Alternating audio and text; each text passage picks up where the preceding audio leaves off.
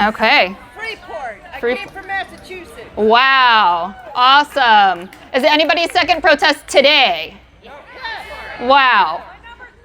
3. Did you hit Madison, New Glarus, and now?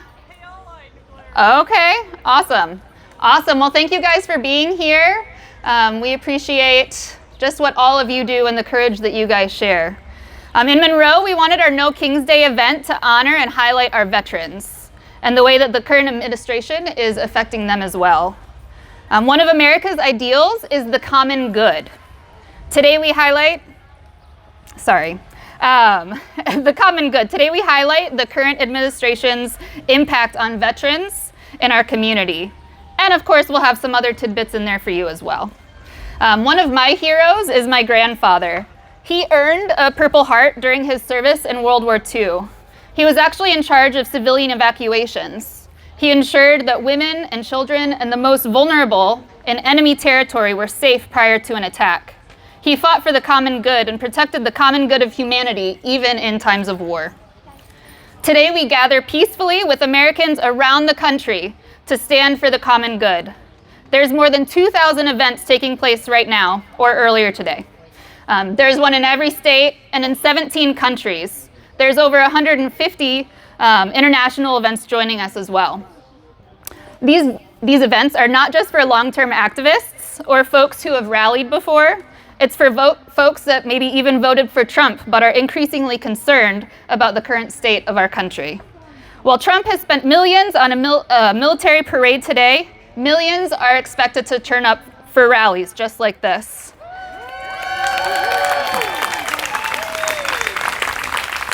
And I'll tell you what, their courage is our courage. Our veterans' courage is our courage. And our courage gives our representatives, CEOs, university presidents, and leaders courage. And even though fear is contagious, more powerfully, courage is contagious. We remember that the power remains with the people. Today, we show up in our community along with millions, gathering peacefully and in unity to show just that. Like Senator Booker said, the power of the people is greater than the people in power. So let's be courageous. Let our courage be contagious.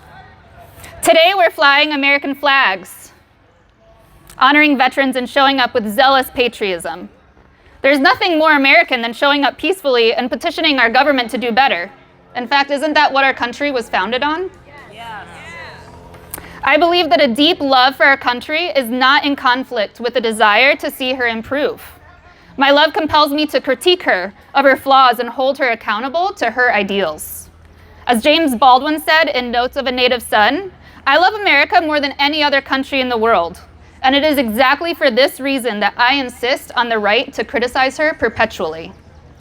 Flags have been passed around. Some of you have flags. And if you don't, you can come up here. We also have song sheets because we're going to have some songs throughout the event. So if you haven't grabbed them, you can go ahead and grab some.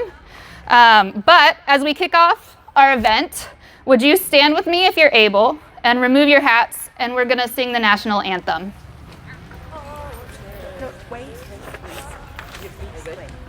Lou will lead us.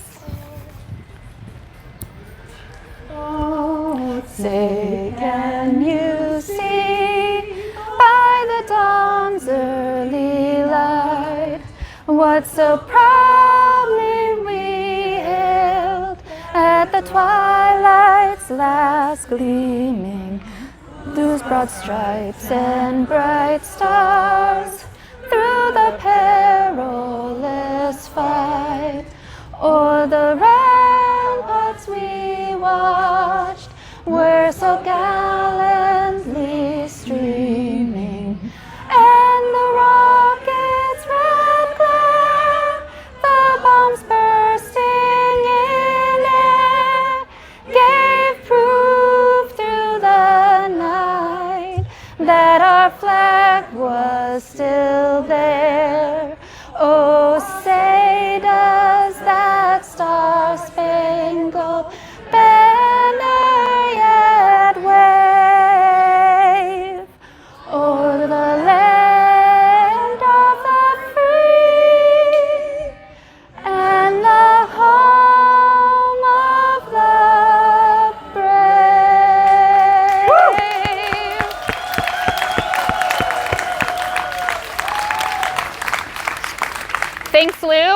Oops. Thank you, Lou. Let's kick off with one of our local favorites returning to the mic. I want to welcome Joshua Mitness. He was raised by his grandparents, State Assemblyman Lou Mitness and his wife Ruth of Janesville.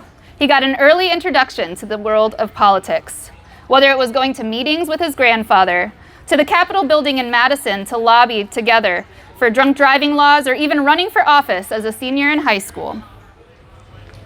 Josh learned that the only way we can make a difference is if we take action ourselves. As a proud father, Josh understands the important things we need to do right now to protect our environment, constitution, and freedoms for future generations. He believes our kids need to know we did everything we could in our fight.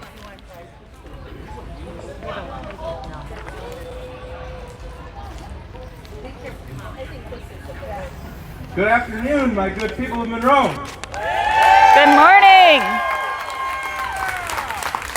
Happy Flag Day.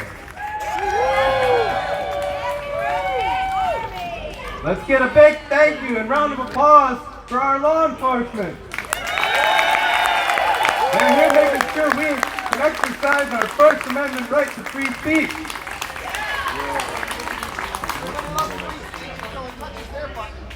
Right now, we're looking at a new war in the Middle East. We hope that doesn't happen. But our hearts are with our brave soldiers, no matter what goes down over there. And as long as we're still here today, we've still got our First Amendment rights.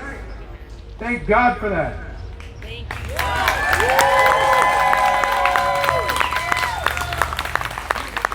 This nation's leadership is growing more and more unhinged. Yes. They are exercising rights they don't have. That's not because they're getting stronger. That's because they're getting weaker and weaker. They're losing power, and they want a show of force. We're not going to give it to them. Yeah, that's why there's two of us out there. By the way, did anybody get their checks from George Soros? I never got mine. But that's okay. You don't need to pay us to be here. I don't know about you, but I love my country through and through. I stand up for my flag. And I'm willing to die for the Constitution. This is my flag. This is our flag. We pledge allegiance to this flag. And this flag only. Why don't you turn it upside To the down? United States of America. To the democratically elected republic for which it stands. Not to some power-hungry dictator who always chickens out. Biden was a flag. Even when his draft number's called. Your morals all upside down. Those 13 stripes represent the 13 colonies that stood together strong and tall and said, "No more king."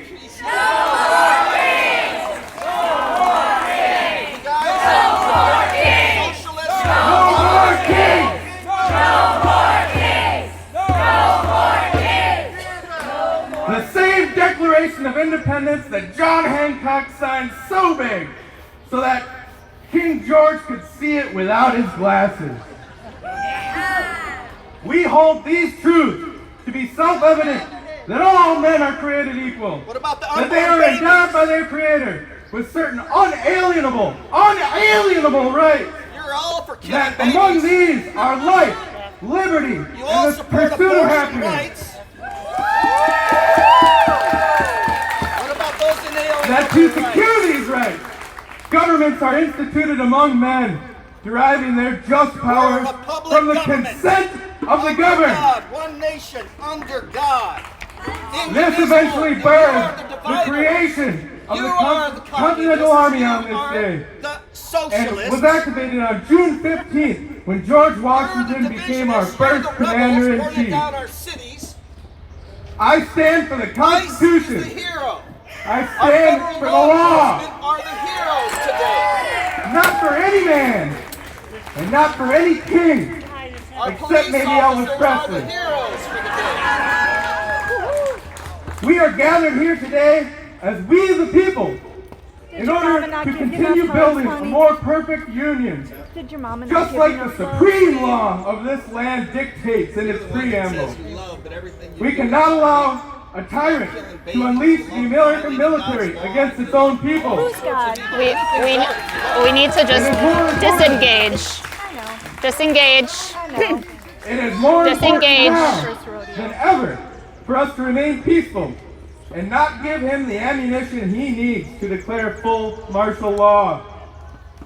And today, we are here to honor our veterans. It is our veterans that Just want to keep our space and disengage. We just want to keep distance and disengage. Curse them and throw urine on them. That's what's going on out in LA. That's what's going on out in San Francisco. We just need to disengage. Okay? Disengage. Okay. So I'll tell you about my grandfather. What are you working on? Mine's just He was one of those great heroes we are here to honor today. He became my father once my mother passed away in a tragic motorcycle accident not too far from here in Albany. He was my personal hero, and I still miss him dearly, almost 2 decades after his passing. So forgive me ahead of time if I get a little emotional telling his story.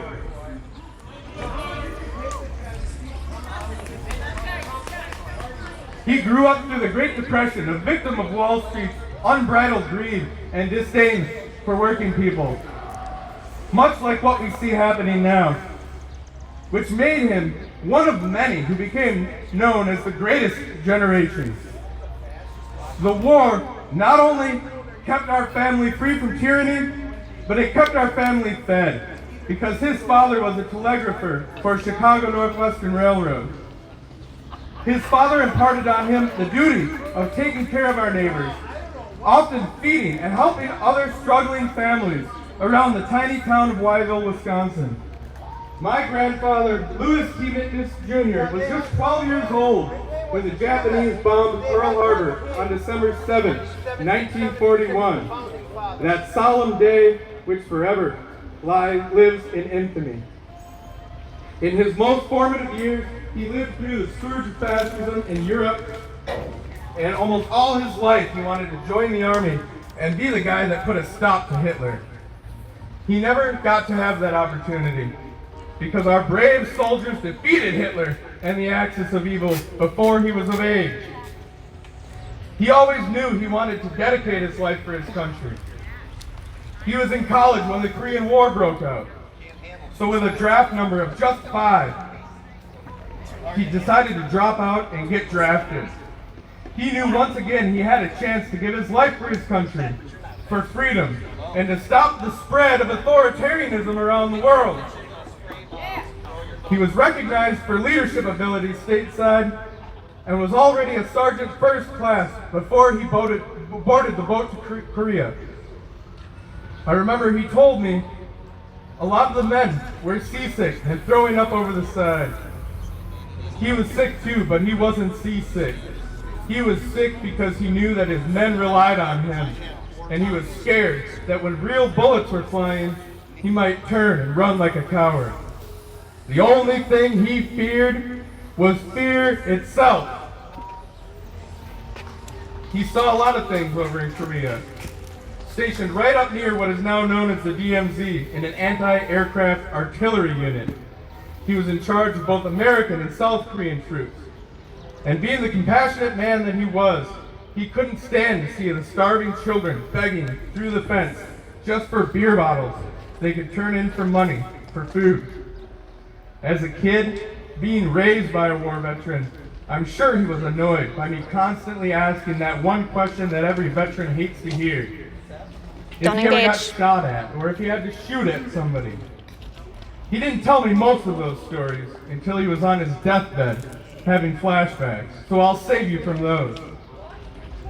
Just know, he was there on the border when MacArthur crossed the 52nd parallel, and the Chinese decided to join the war. Any student of history can tell you what happened next. But he did tell me about a time he got shot at by one of his own South Korean men, in fact, because he compassionately broke the rules to give those starving children a few empty beer bottles through the fence. He heard the bullet whiz past his ear, and without thinking, he called over the translator. He started marching straight over towards that soldier to give him a real chewing out. About halfway there, he realized, this guy just shot at me, and I don't even have a gun. He started looking for a foxhole to jump in, just in case they started shooting again. He made it all the way up to him, and as he was chewing him out, he realized, why hasn't this guy shot at me again? He turned around and saw all of his men standing behind him on point with their guns ready. That's the kind of brotherhood and loyalty that our soldiers have for each other. When he got back home, he used his GI Bill to finish college, met my grandmother Ruth in school, and became a social studies teacher, settling in Janesville, where they raised 3 little girls, my mother included. But that small voice in the back of his head to give his life for his country never went away. Then one day he walked into the teacher's lounge and looked around to see everybody was crying. He hadn't heard the news yet, but found out in that moment that President Kennedy had just been assassinated. That day he realized there was another way to give his life for his country. You guys read that. Guys, do not engage. Do not engage, please. Since the days before the Civil War. I think I need to call the instrumental DA. in passing the ban on EDT, the Clean Air and Water Act of the state of Wisconsin, the Sanitary District Law, affirmative action, and so many more things. We would be here all day if I were to name them all. One of the many reasons we owe our veterans so much is that a life of service never truly ends.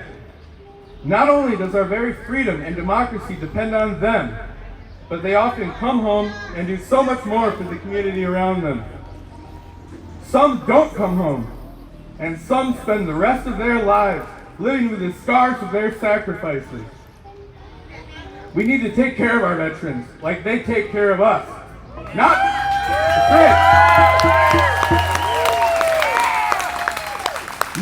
destroy the VA. Not get rid of the GI Bill. Like the other side seems hell-bent on doing. 83,000 jobs cut from the VA. Cuts in medical research. I could go on and on.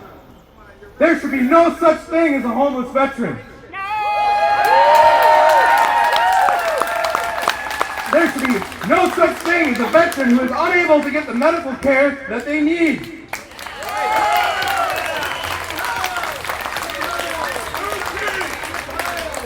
Sounds like we got a few people here that are anti-veteran. Do not engage. Often, they were injured in the line of duty, mentally or physically, while protecting our health and our lives. Some of them, exposure injuries, not known for decades. Who are we to tell them no? Think of it as a simple thank you, and the least that we can do in return. Our freedom wasn't free. It was bought in blood.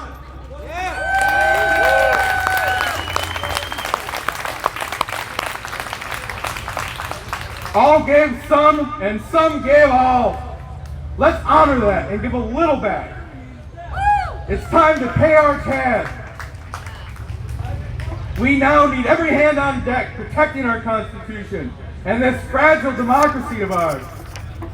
Our flag, the Constitution, and the democracy they stand for are hanging by a thread. Now it is time for the rest of us to serve our country, like our brave soldiers have already done, to put our lives and livelihoods and reputations on the line and stand up.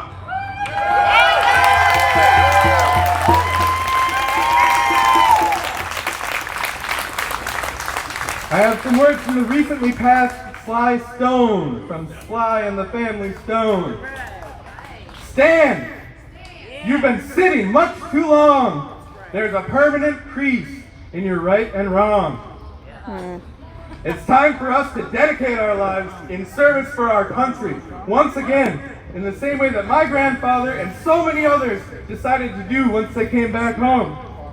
And to all of you here today who have served, and to all of you who have friends or family members serving or who have served, I want to issue from the bottom of my heart the biggest thank you that anyone could give. Thank you. God bless America. God save America. Stay strong, my friends. United we stand, or together we will fall. Now, please, if I can ask anything of you, go out and support our local businesses here on the square. Tell them what brought you here today. Let them know we love them and we support them. I don't know about you, but I'll be going to Cactus after this for a few drinks. Maybe you can join me. Some good people there. Thank you so much.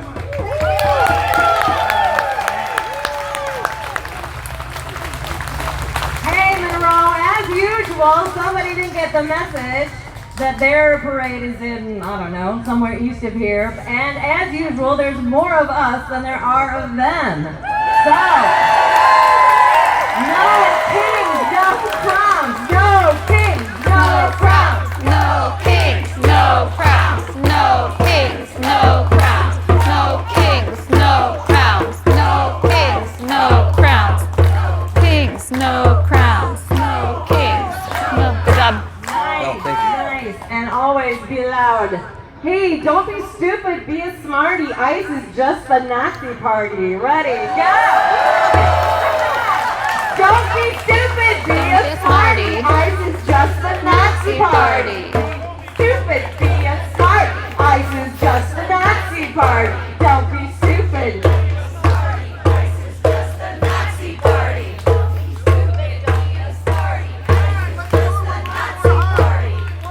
Excellent. Now a little dance party, please. Foxtrot Delta Tango. Foxtrot Delta Tango. Foxtrot Delta Tango. Foxtrot Delta Tango. Foxtrot Delta Tango. Foxtrot Delta Tango. Foxtrot Delta Tango.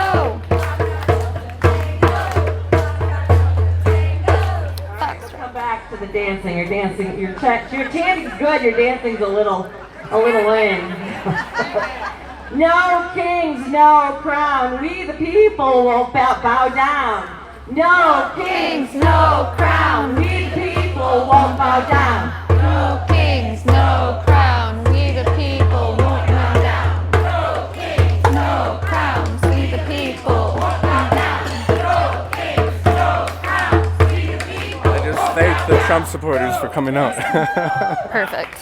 Oh, I forgot to grab the microphone from you. Oh, damn. Everyone is indivisible with liberty and justice. With liberty and justice. With liberty and justice. Thank you. No one is illegal here. No one is illegal here. No one is illegal here. No one is illegal here. No one is illegal here. No one is illegal here. All right, get your conga line ready for later. You guys are really boring. Okay. Thank you, Josh. Thank you, Cindy. We just want to remember we are a peaceful movement. Okay, we have our focus on what we're doing.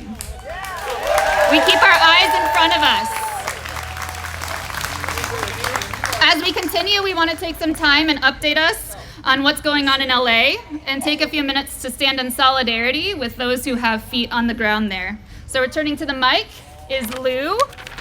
As a reminder, she has been a social worker for over 35 years. She worked a bulk of her career here in Greene County, administering MA programs to the elderly, physically disabled, and persons with severe and persistent mental illness.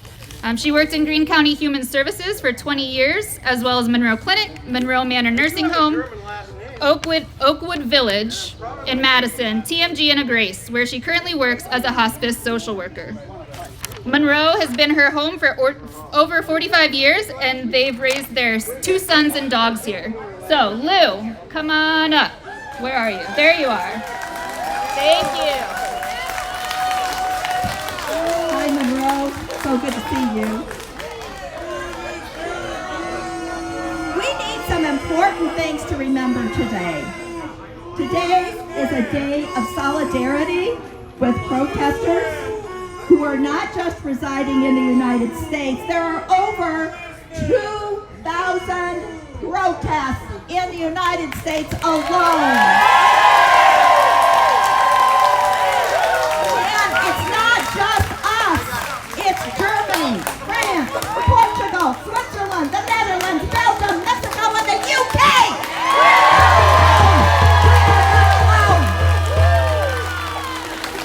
And to the people of LA who are bearing the brunt of massive ICE brutality and kidnappings, I will not honor that with deportations. It is kidnapping, none of which include due process at all.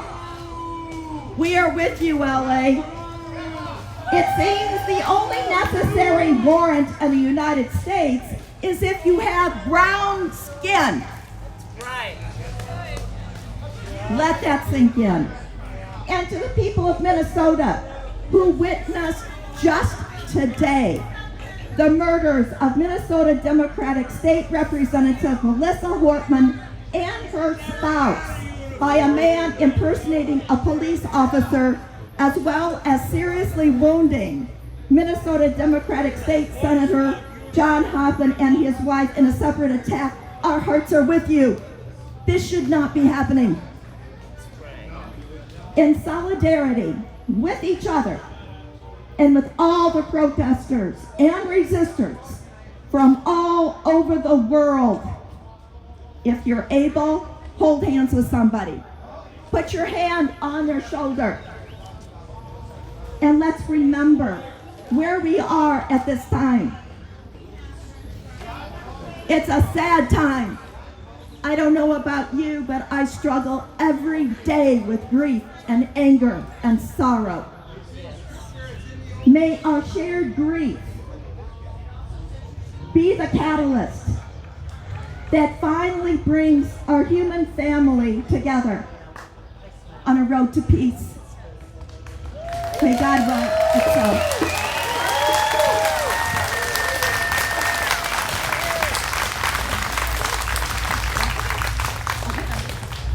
Oh yeah, that's right. We're gonna sing again. Get your sheets out. Can I put this down? Yeah. For this little bit? Come on over here.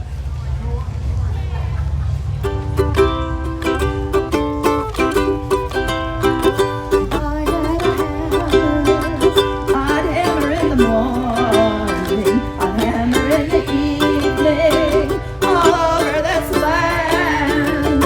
I'd hammer out danger, I'd bring out a warning, I'd hammer out love between my brothers and my sisters, all over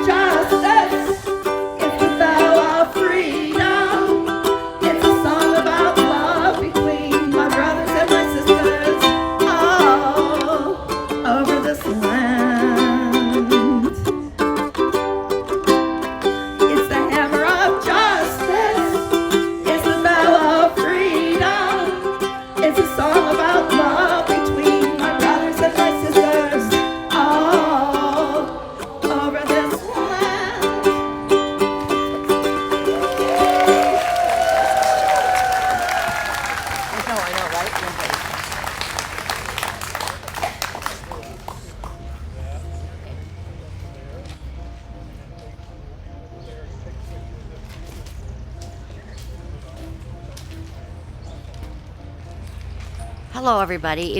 If you There you go. if anybody needs any water, there's water over here. Okay, so just so you know. Okay. A little better.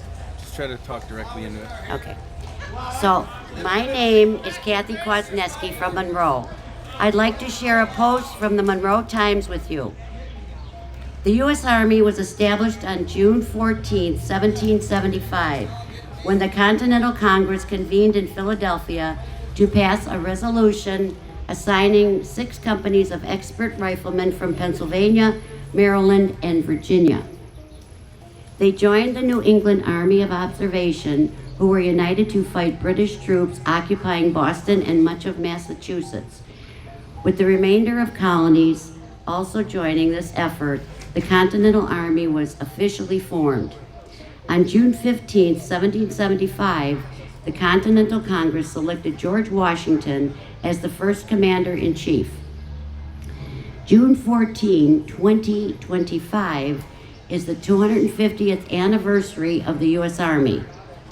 We remember all those who served in uniform, especially those who gave their lives for the love of this nation.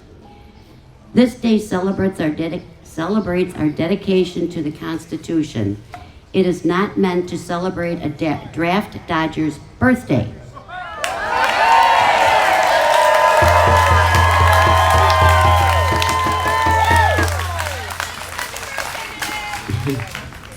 One who mocks POWs and those killed in the line of duty, calling them suckers and losers. Suckers and losers. This was written by Lee Von Landut in Hillsboro, Wisconsin. So, these are my family. World War II, uncle, brother, and father. And they were in the Pacific Islands during World War II. My grandfather died, so 3 of them got to come home for the funeral. And this picture means a lot to me because I never knew my grandfather. But the 2 other brothers were sent back. My father got to stay home because of my grandmother. My name, I am also a veteran.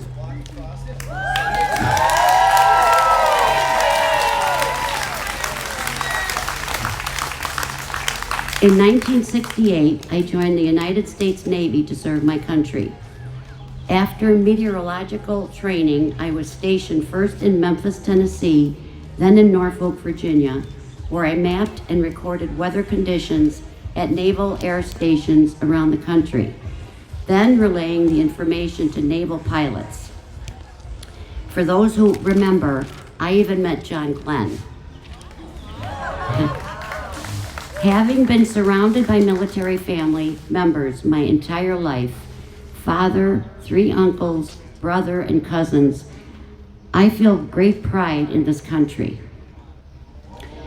This is when I sensed patriotism in my bones. Heck, I even get tears in my eyes when the Star-Spangled Banner is sung or played. Now, those tears are for a different reason. This is why we're all here, folks. We must fight, because if we don't, we won't have a country worth fighting for.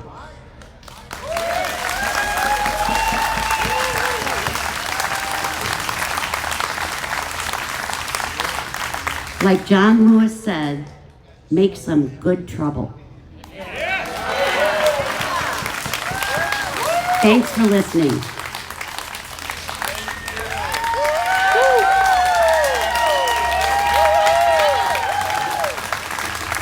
Okay, now I have the honor to introduce John Welty, born in Monroe, a Marine veteran and trained in radio operations in the 2nd Marine Air Wing.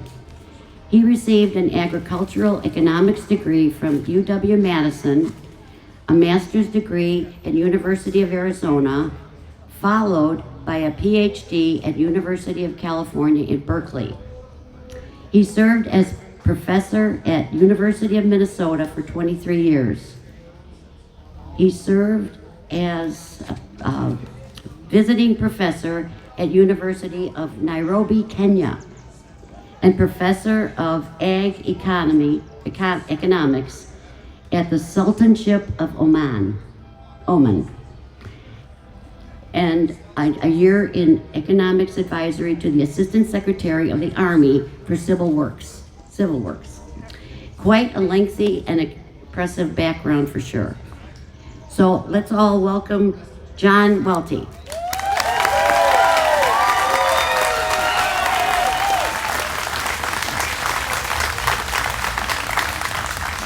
Thank you, Cassie. It's good to see a good crowd here this afternoon. I'm going to begin my remarks with a personal, with a personal comment, which will lead into my first point. When I was November 1955, I was sort of a naive teenager, somewhat scared, laboring through the rigors of Marine Corps boot camp in San Diego. And the last thing I could have ever predicted would be to someday have a daughter who would graduate from college, enlist as an enlisted person in the Army, and make a career out of the Army, rising to the rank of Lieutenant Colonel and retiring with 21 years of service. I never could have predicted that, but as baseball sage Yogi Berra used to remind us, it's tough to predict stuff, especially when it's in the future. That leads to my first point. Another thing I could never have predicted was the end of the draft. Recall those of us who were of military age during the mid-1950s were kids during World War II, and were in high school during the Korean War. So our thoughts of military service was that, well, all able-bodied men do it. It was just taken for granted. It wasn't a matter of if you were going to serve, it was when and in what capacity. Almost every male in my high school class joined the service, even in peacetime. It was peacetime, the Korean War was over for a couple of years, but almost every one of my male classmates served in one capacity or another. A kid behind me, Bob Andrig, was a good basketball player. He played basketball for Michigan State and then played basketball for the New York Knicks for a couple of years.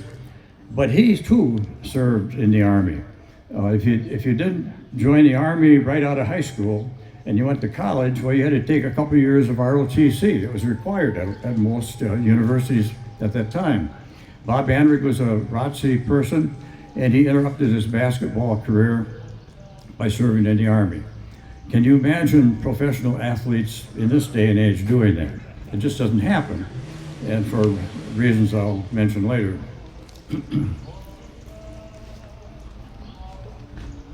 So the draft was on, and we got off easy in a sense. They took away the GI Bill from us in January of '55, and for 10 years there was no GI Bill. But nevertheless, we got off easy. After boot camp and infantry training, all Marines go through infantry training. Even the fighter pilot will say, I'm basically an infantryman, but my weapon just happens to be the fighter plane. But after infantry training, I was sent to radio operator school, and I became a radio operator with the 2nd Marine Air Wing for 2 years. So I got off easy, as did a lot of people that served. Nevertheless, I have to attribute any success I've ever had in life to my service in the Marine Corps. So the draft was on, and it remained on, but things changed. A few years later, fighting in Vietnam began. The draft was still on. It was an unpopular war. A lot of people didn't want to go, and including some people now at high levels of political service. And they didn't want to go there. You can't blame them. There was a war on it. A guy could get hurt out there. And but the problem, the draft is still on, but in contrast to the 1950s, peacetime, when most guys served during the Vietnamese conflict, even though the demands for the soldiers and other servicemen increased, not everybody had to go. And why? Well, because during the 50s, those of us who served, those of us who were military age, had been born during the Great Depression. There were never very many of us, so everybody had to go. But during Vietnam, it was a baby boom generation, the expanding baby boom generation. So even though there was a war on, not everybody had to go. So the draft was seen as very unfair, an unpopular war, unpopular draft, and something that I could never have predicted. The draft ended, and we had volunteer forces. Now, the infantryman with a rifle was always part of the military establishment, still is. You know, the ground pounders, or the gravel crunchers as we call them, they're still part of the military, but the military requires a vast array of skills and interests. Law, medicine, mechanics, the foreign languages, computer skills, electronics, a wide range of skills. So not everybody has to serve. The draft is not on, so we go to a volunteer armed forces. So with the volunteer armed forces, you have to get those skills to manage the armed forces wherever you can get them. And among other things, positions opened up for women. There's always women in the armed forces, but it was limited to what they could do. And also, gays were allowed. Back in the 50s, gays were not allowed in the service, and if they found out you were gay, you were drummed out of the service with an undesirable discharge. Well, that changed for good reason, not only for reasons of equity,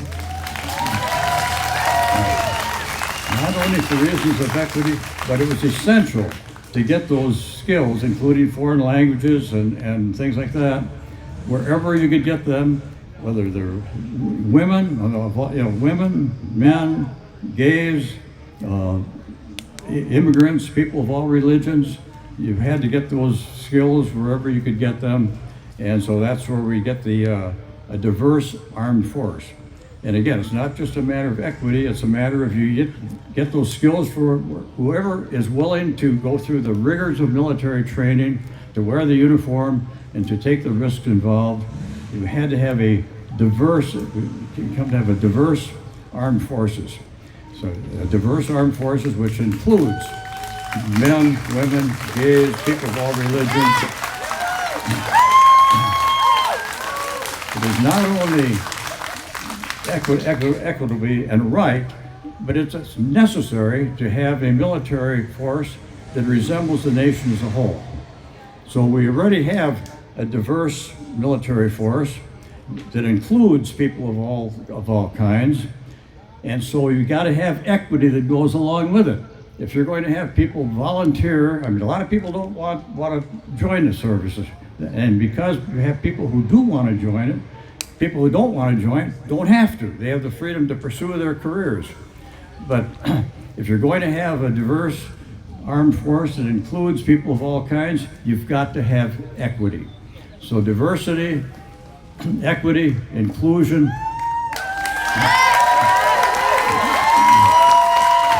That is not a sign of weakness, as our Secretary of Defense claims. That is not a sign of weakness. Diversity, equity, inclusion should be communicated as a matter of strength. So that's point one. When the Secretary of Defense said, "Oh, we're going to get rid of that woke stuff, and we're going to restore the warrior ethos." Well, the people who are wearing the uniform today already have the right ethos. So again, to count diversity, equity, we have the diversity and inclusion, whether one wants to admit it or not. But we need the equity that goes along with it. Everybody should have a chance for equal promotion. Okay, so that's point one, which leads me to point two. nobody wants to go into combat, but people are willing to take that risk. And one can debate whether women should be in combat or not, but the fact is they are. Illinois Senator Tammy Duckworth was in that helicopter that was shot down, and she lost 2 legs in the process. Because she was willing to do that, somebody else who didn't have to do it. And we should recognize that. Openly gay politician Pete Buttigieg, he's gay. But because he wore the uniform, somebody else who didn't want to, didn't have to.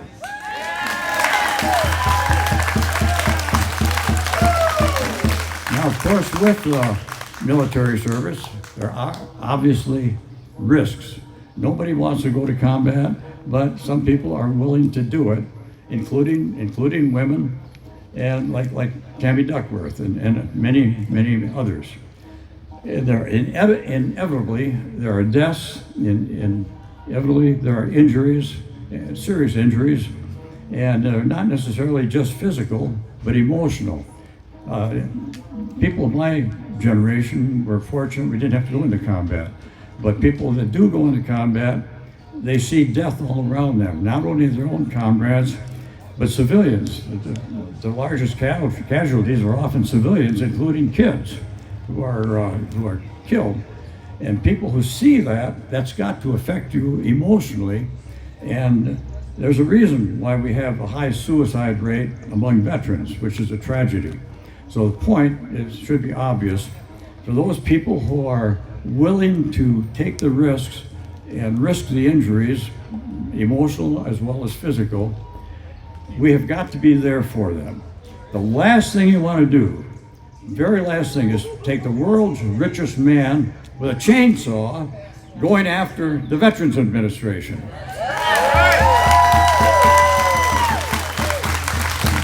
We have politicians who like to talk about how they revere military service. We have to make sure that the politicians who talk the talk also walk the walk and support our veterans that come home. So those are my 2 major points. We have a diverse military that includes people of all kinds, and we have to have the equity that goes along with it, and that's strength, not weakness. Point 2 is that if we're going to ask people to take the risk of military service, not everybody's going to see combat, but a lot of them are. It's a dangerous world. We don't know what's coming down the pike. As Yogi Berra said, we can't predict stuff in the future, but we can predict that if there's combat, people are going to get hurt, not just physically, but emotionally. And we need to have our politicians who talk the talk, also walk the walk. So leave it at those 2 points. Thank you.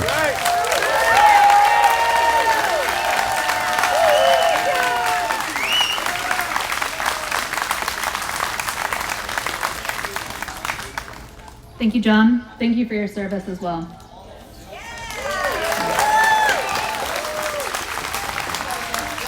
So now I want to invite to the mic Reverend Susan Anderson. She's going to share with us about the current cuts to Medicaid, and she is the resident teacher and spiritual director of the Great Plains Zen Center of Monroe.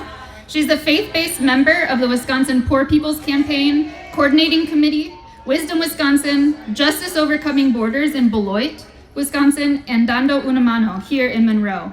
She's a mother and grandmother and retired occupational therapist working with children and people with disabilities. So without further ado, Reverend Susan, please come up and join us.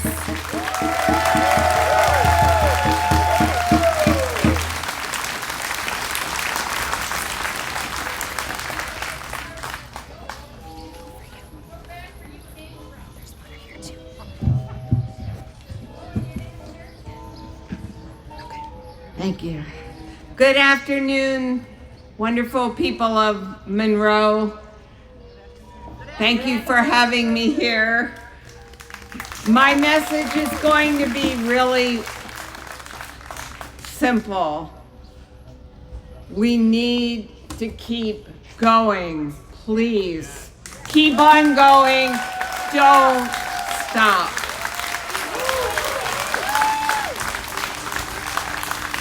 The moral tenets of my Buddhist faith tell me not to kill and not to enable others to kill, not to lie and not to allow others to lie, not to steal and not to allow others to steal, not to be deluded and not to allow others to be deluded.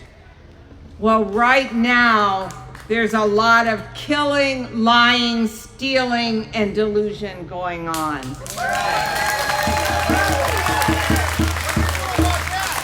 And that's why I'm here with you. And I hope that's why you are here as well.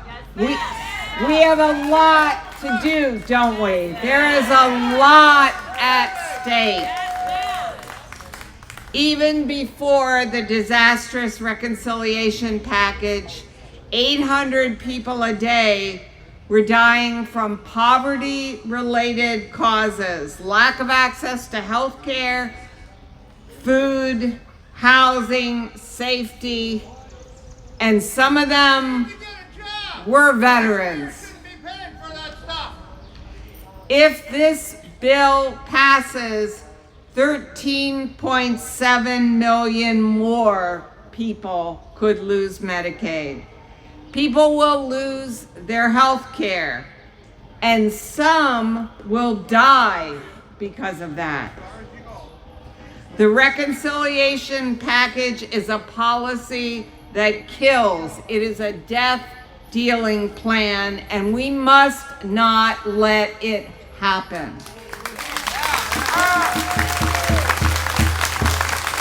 11 million people, including 4 million children, will lose SNAP benefits.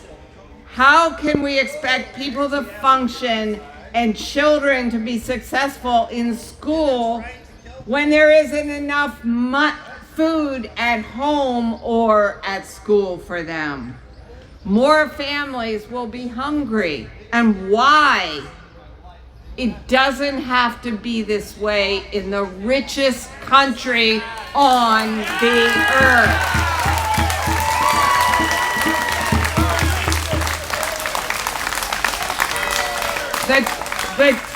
Thank you.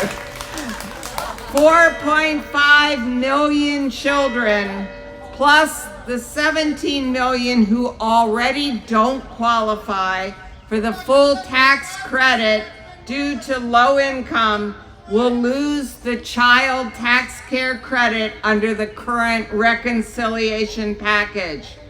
For what? To fund tax cuts for the wealthy. This is stealing. Plain and simple. That is the very definition of stealing. More families will go deeper into poverty, more poverty-related death. This is a death-dealing scheme, and we can't stand for it.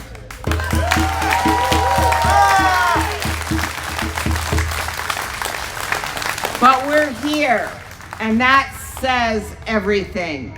We are holding a fierce compassion at this moment. We are holding truth.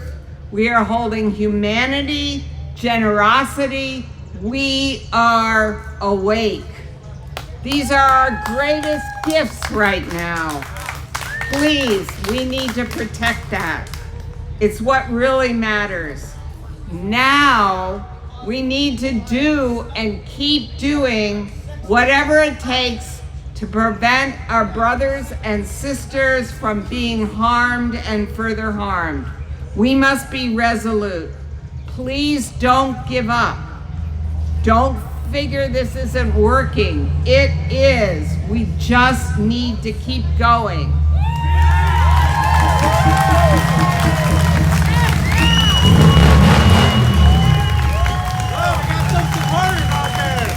Think of a young man coming ashore on Normandy Beach. That was resistance. We need resistance. And things have been worse in this country. Think of slavery and the racial terror lynching era. And yes, we are heading backwards right now, but things are not hopeless. Please do not give in to the sense of inevitability that we will descend completely into authoritarianism. What has stopped countries from sliding into authoritarianism in the past? This. People standing up, standing together. Taking creative action, non-violent resistance. Keeping it non-violent, we bring others along with us.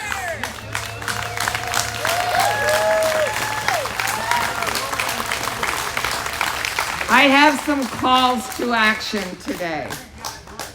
First of all, with the Wisconsin Poor People's Campaign, we have been calling, here in Wisconsin, we have been calling our federal senators and representatives every day to tell them this is not okay. And you can make these calls with us. We need to keep the pressure up. We can't cave in.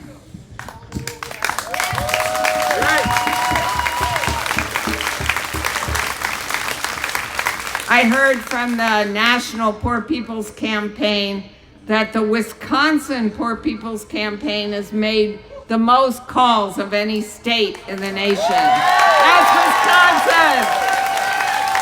We know how to bring it, Wisconsin. We're emailing all 16 members of our Joint Finance Committee every week demanding Medicaid expansion and no cuts to Medicaid. And each week we are sharing the story of someone who has suffered and maybe even died because of lack of access to health care.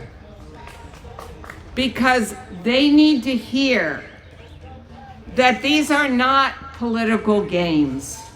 These are people's souls, people's joy, people's families, and lives they are destroying with their false arguments and death-dealing policies. People die not just from guns, but from policies too. And the JFC members need to hear that people will die from the policies they're promoting. We've sent 100 letters and hundreds of letters, and you can join us. So I'm showing you, I'm showing you, this is the form that's on the table over there. And if you go over and you scan the QR code, you fill out a short survey, and you can join the actions of the Poor People's Campaign. Finally, the second call to action that I have for you is this beautiful poster made by Brenda Kulo King advertising Colores de la Comunidad, Colors of Community, our art auction. Yay!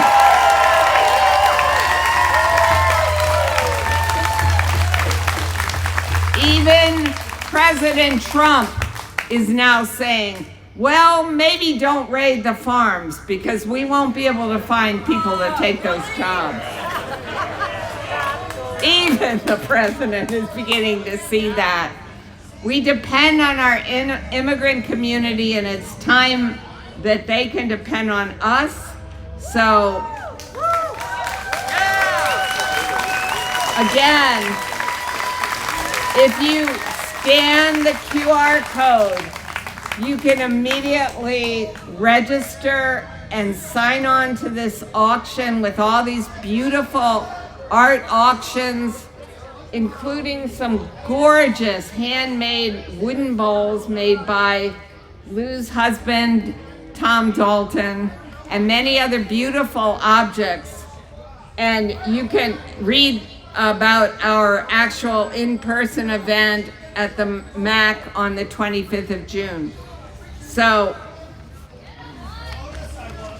finally, this benefits Dando Una Mano, Together We Rise, and the mission of Dando Una Mano, which I want to read to you. Our mission to create and promote an inclusive environment through outreach, education, and engagement that removes barriers and supports diversity, where all are welcomed, respected, treated equally, equitably, and valued within our community. Right? That should be all of our mission statement. So again, these flyers are over on that table. Please take one and join us, and thank you so much for your attention.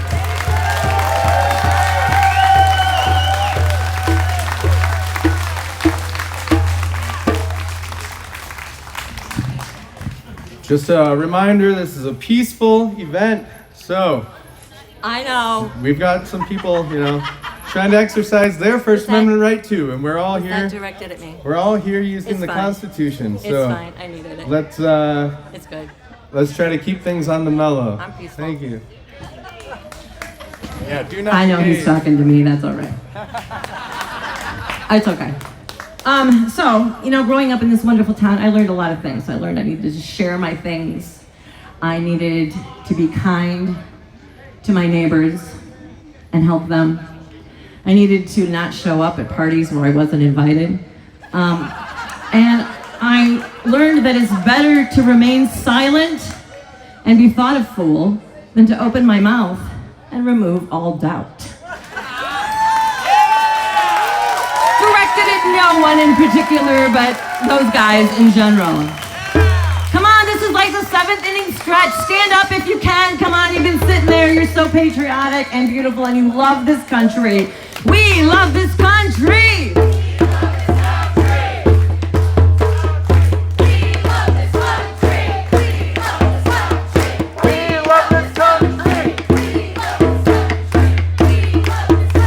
We'll fight for this country.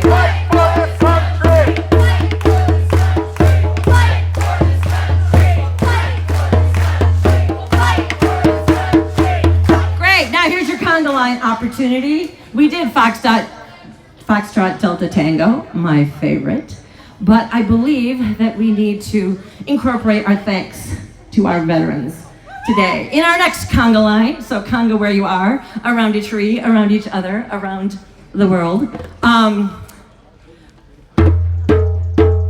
We just thank our veterans. We just thank our veterans. I'm not gonna make by myself.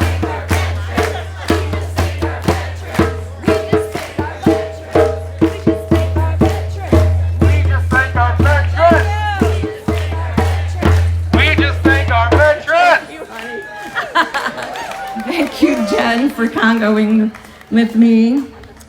Say it once, say it twice. We will not put up with ICE. Say it once, say it twice. We will not put up with ICE. Say it once, say it twice. We will not put up with ICE. Say it once, say it twice. We will not put up with ICE. Say it once, say it twice. We will not put up with ICE. Nice. And then just send us into the final inning here. Who are the heroes? Vets are our heroes. Who are the heroes? Vets are our heroes. Who are our heroes? Vets are our heroes. Who are our heroes? Vets are our heroes.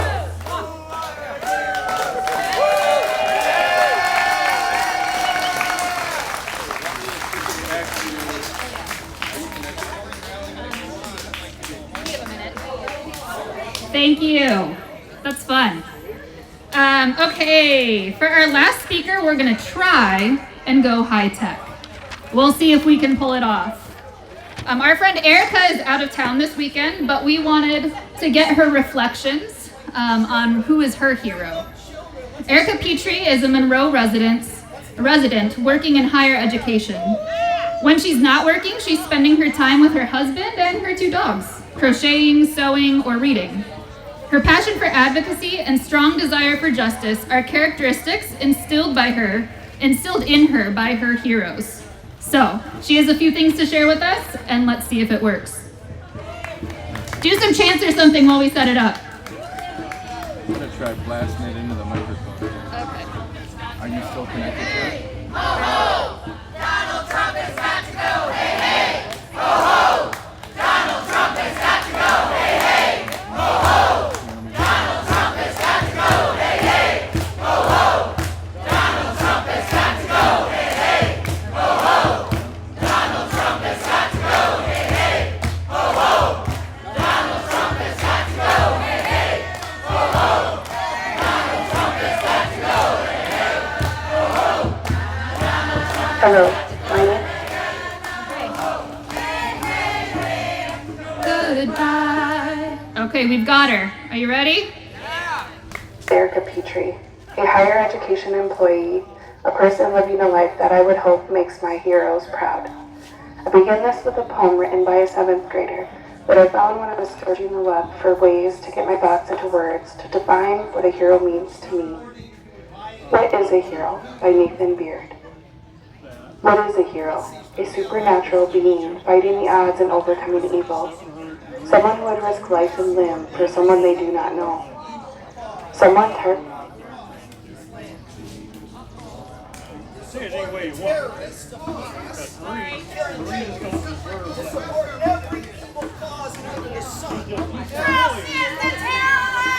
Hello, my name is Erica Petrie. Restart, a higher sorry. education employee, a person with a life that I would hope makes my heroes proud. I begin this with a poem written by a 7th grader that I found when I was searching the web for ways to get my thoughts into words to define what a hero means to me. What is a hero? By Nathan Beard. What is a hero? A supernatural being fighting the odds and overcoming evil. Someone who would risk life and limb for someone they do not know.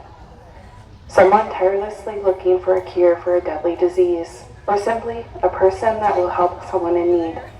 What is a hero to me? A person who would help out, no matter the cost.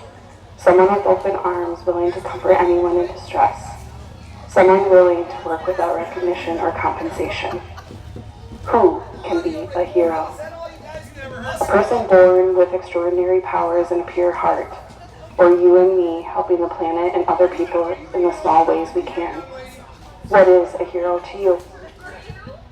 What is a hero to me?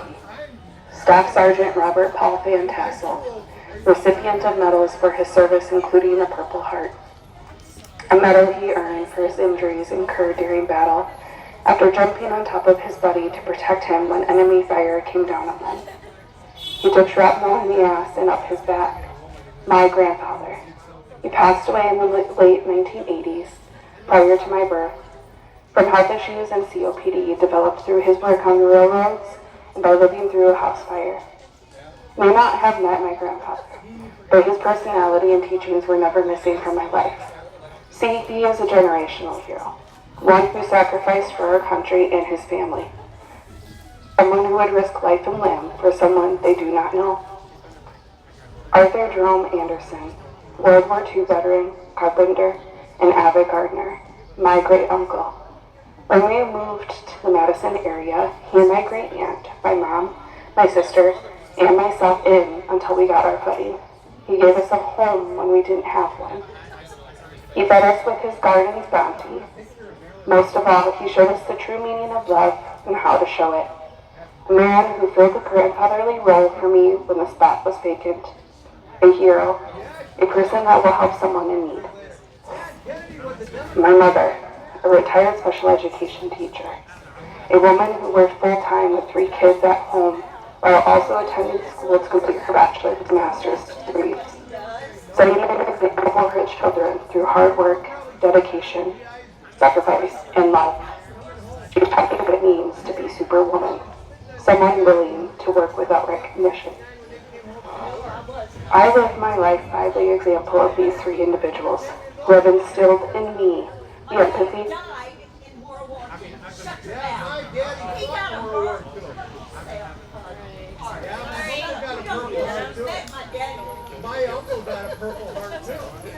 and myself in on mission to reevaluate spending based on the halt in federal funds some rely on. With all of this, I think my grandfather who covered his buddy in battle. I reflect on the love and support of my great uncle. I follow my mother's example of hard work and dedication. What can I do? Show up, open my arms to comfort someone in distress, and fight the odds to overcome evil. Who can be a hero? You and me, helping the planet and other people in the small ways we can. What is a hero to you? I have nowhere else to go. I'm back up against the wall.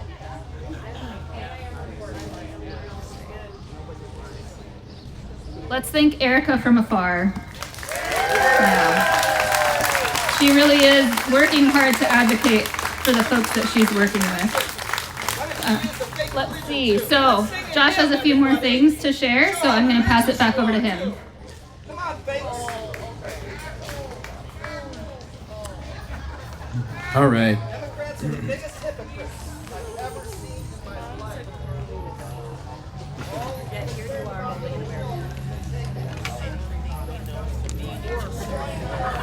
Are you guys having a good time? Yeah! All right.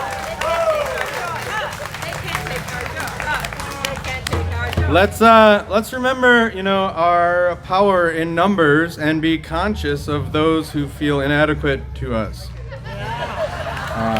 Let's remember it is on us to keep things peaceful, no matter how hard other people try to change that.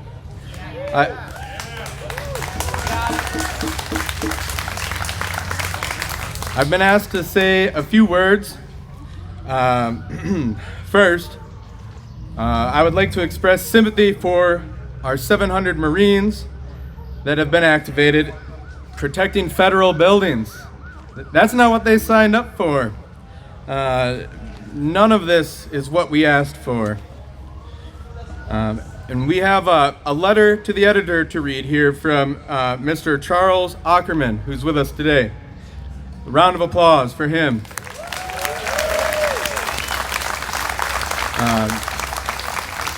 He's got some bumper stickers up here on the table. He's trying to organize an impeachment for the president. That's right. So I'll just read what he has to say here. I have never voted. I didn't think my vote mattered. I was too busy working and raising a family in the greater Madison area. My late father told me that they collect jury pools from voter registrations. My wife is a registered voter and has been called for jury duty 4 times and is currently on standby, and I've never been called. I am disabled and retired and have lived my life, but I want there to be an America for my kids and my grandkids. We vote for a president, not a dictator.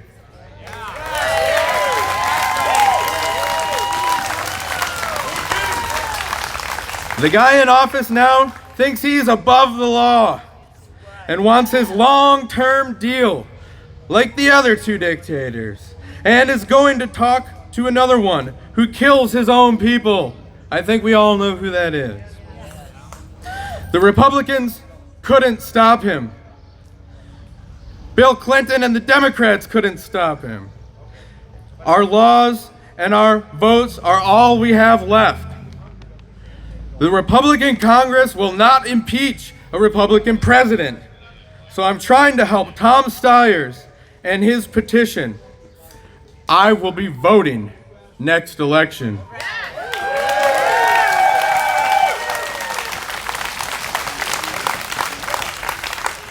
NeedToImpeach.com.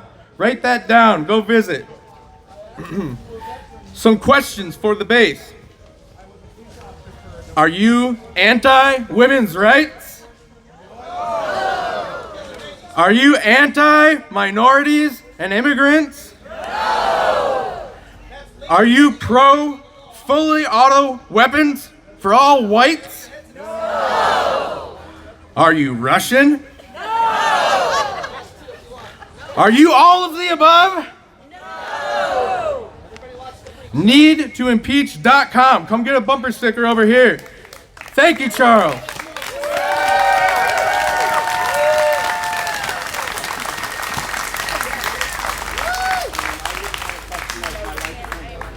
Okay, who else wants some action steps? Calls to action. Because it's great for us to gather together. There's power in numbers, but there's more work for us to do, right? So I want to, Reverend Susan, what is the date of that art auction?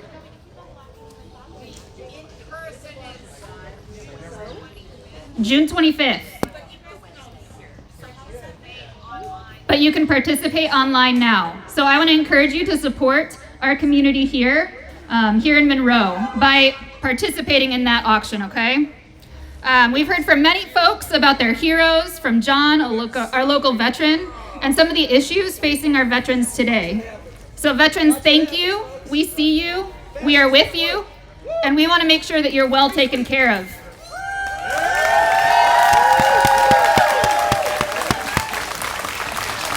So we don't want to leave this event without giving you homework. It's summer break for some of you. And some of you haven't been in school for a couple decades or more. But you get homework anyway today.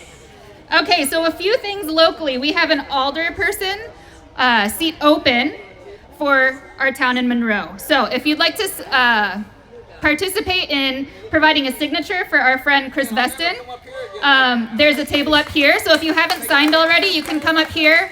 Otherwise, if you miss out here, you can go to Payne's and do a signature there, okay? I know he would love your support. We've also kicked off a weekly event called Civil Conversations. I'm not going to give you details on that at the moment, but there's information at the info table for you to come and join us every Monday in this month, okay? There's also a Monroe Planning Survey for 2025 through 2045. Have you guys heard of this? No. Who's done it? Anybody? Hey, thank you. Okay, so there is a survey to develop the vision for Monroe for the next 20 years. Okay, so we have a flyer up here at the table for more information. If you're on Facebook and you follow Monroe Main Street Inc. or something like that, you can find it there too. So please, we want to contribute our voices. You guys have, we have a responsibility to shape our community in the future. So I also have the website for the survey if you want that. Additionally, there's an open house around the Monroe Planning Committee. That is on July 10th at the Y from 10:30 to 6:30. So you can kind of peruse around, see what other people have been contributing, as well as share your voice as well. Your voice matters. The last thing we'd ask you to do is to get out your phones, not necessarily right now, but add your representative's contact info into your phones if you haven't already, and call them. It's been shown that phone calls are the most effective way to see change, okay, in our legislation. If you want it to be, if you're an introvert, or if you hate phone calls, or just if you want help, there's an app called 5 Calls. Have you guys heard of this? Okay, 5 Calls makes it so easy. They name specific bills. They even give you the phone numbers of the DC office and Madison local offices for each representative, and which representative to call for which topic, okay? And then they even give you a script. And so they will literally give you everything you need to make those calls. So let's see, where was I? It takes 5 minutes. Make 5 calls in 5 minutes and you're good. Let's see, at the info table here, we don't just have water, we have pamphlets on how to use 5 Calls. If you don't know how to download an app, or if you just need some extra support, or if you just want to go to the website, there's help with these pamphlets, as well as the signatures for Chris. And then we have a few other resources for you to pick up as well. Okay, so as we wrap up, actually, before that, I am going to give you a few things that are current bills in the House. Let me find my paper. Maybe I lost it. Okay, current legislation right now. HR 1. I do an impersonation, but I can't. So the one big beautiful bill. May 22nd, it was passed in the House from a vote of 214 to 215. So close. But now it's in the Senate, so we need to call our senators this week before they vote on that.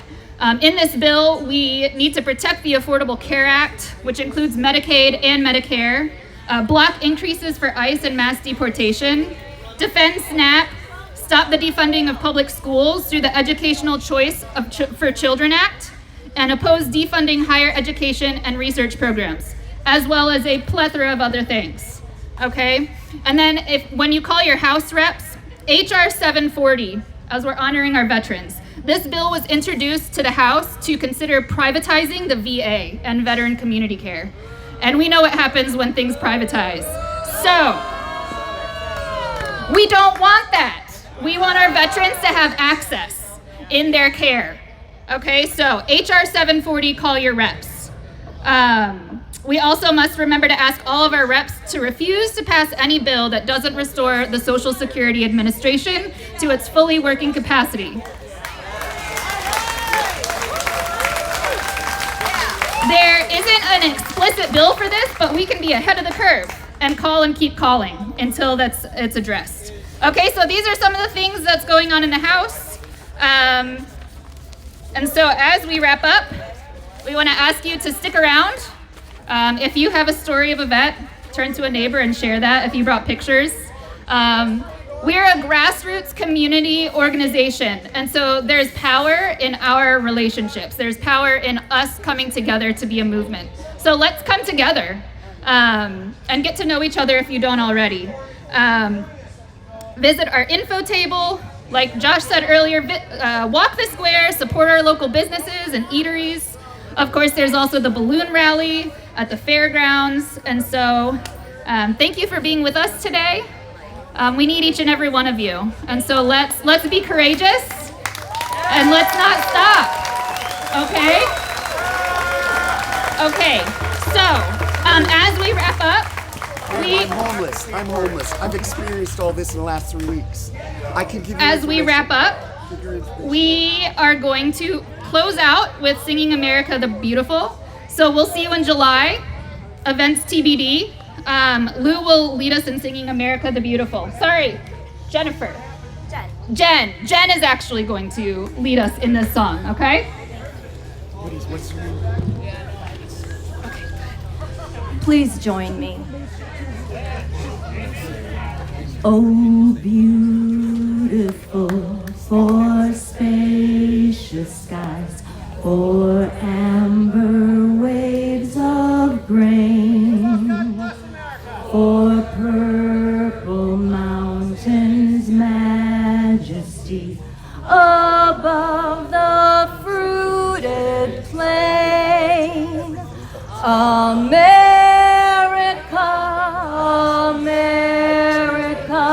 God shed His grace on thee, and crown thy goods with brotherhood from sea to shining sea.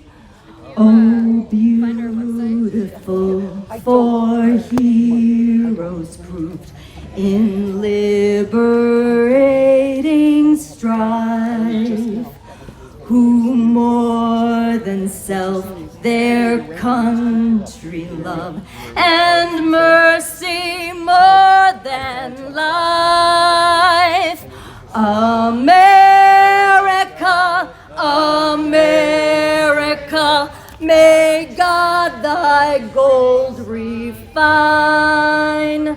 till all success be nobleness, and every gain divine.